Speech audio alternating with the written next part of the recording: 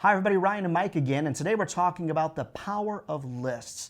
And it seems like every consumer website that we go to these days, there's all kinds of lists. And the example I pulled up on the screen to show this off is an top 10 consumer brand, Cosmopolitan magazine. I mean, look, 9 new questions raised by the winter premiere of that particular movie. 6 signs your fitness video is full of baloney. The 10 sweetest Valentine dates of all time. 16 reasons why Kourtney Kardashian should be the Bachelorette. I mean, what we can see is that people really, really love lists. So I guess what I'm trying to figure out, and love your input on this, is what can we do as a city and regional or B2B magazine to kind of take advantage of this? Well, luckily the field is pretty level when it comes to doing lists. Anybody can do them. There's no technical specialty about it. I mean, obviously your site has to be built in a certain way that it's good for SEO and you have correct templating of this, but in terms of creating content that is compelling to people, and using terms that people use for searching, that's really the power of the list. No. People actually search this way. Yeah, they look for best this, best that, and having these lists that are numbered like that get a high click-through rate. Right. And so one of the examples that we had talked about in preparation for creating this video for all of you is using a search term like Best Restaurants Toronto.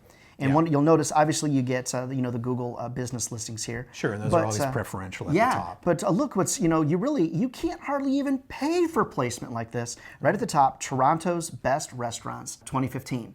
Yeah, and exactly. This is a Metro Publisher client. They're a popular magazine in Toronto, and they always come up on the top. And look, they're beating TripAdvisor. Being a part of Google in that high capacity, I mean, I know people that have spent literally thousands of dollars to reach that kind of pinnacle in terms of a Google research, or a Google result listing rather. So let's click on it, let's check it out, and let's talk through it. Yeah, so basically in this case, they've created a series of different types of content that provide a list format for what they, qualified information, burgers, bars, all of these things.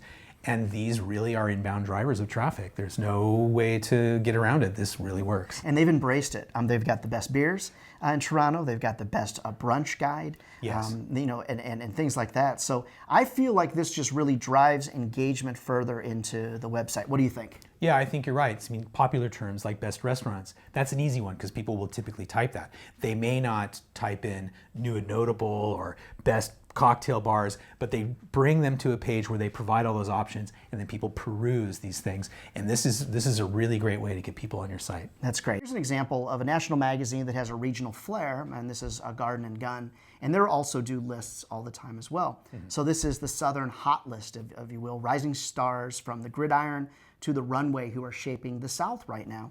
And so from an editorial perspective, they've created this list, the hot list of 26 celebrities, if you will, from the South. So again, they're utilizing this as well. From a design perspective, does that kind of draw you in? Do you like that? Well, I think this is a good looking magazine to begin with. And as long as you have nice imagery and you're using these sort of best practices for your keywords and your content that you would do with any piece of content, they're very strong. And they can come in any form. Right. So it could literally be a numbered list. It could be something that's, more visual. It just depends on how you want to do it. And I really think also that people like short tidbits of information. Yes. And when you list things out like top 10, etc., it makes people kind of think, wow, that's something I can really sink my teeth into. And we've got all kinds of great videos about topics just like this to drive reader engagement and to drive traffic right here on the channel. So stay tuned for those.